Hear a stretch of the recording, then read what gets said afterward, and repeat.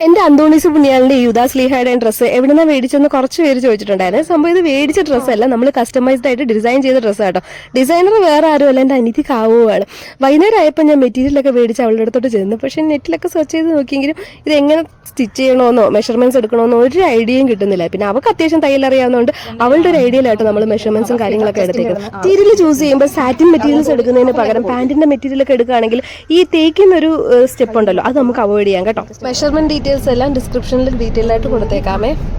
വലിയ professional designer ഒന്നും അല്ലെങ്കിലും ഇതേപോലത്തെ വെറൈറ്റി ഡിസൈൻസ് ഒക്കെ കാവ് സൂപ്പറായിട്ട് ചെയ്യും. നിങ്ങൾക്ക് അവളെ കോൺടാക്ട് ചെയ്യണമെങ്കിൽ എന്റെ ഇൻസ്റ്റാഗ്രാമിൽ ഒന്ന് മെസ്സേജ് ചെയ്താൽ മതിയേ. എന്നെ പോലെ കുട്ടികളെ വിശുദ്ധരാക്കി പള്ളിയിൽ ഒരുക്കി വിടാൻ ആഗ്രഹമുള്ളവർക്ക് യൂസ്ഫുൾ ആണെങ്കിൽ ആയിക്കോട്ടെ എന്ന് പറഞ്ഞ് ചെയ്ത വീഡിയോ ആണ്. നിങ്ങൾക്ക് ഇഷ്ടമെങ്കിൽ ലൈക്ക് ചെയ്യുക മറക്കല്ലേ. ലാസ്റ്റ് അന്തോണീസ് പുണ്യാളിന് ഒരു ഹുഡ് തയ്ക്കാൻ കാവുന്ന പരിപാടി ഉണ്ടായിരുന്നു. പക്ഷെ സമയമില്ലാഞ്ഞുകൊണ്ട് അത് നമ്മളങ്ങ് ഡ്രോപ്പ് ചെയ്തു.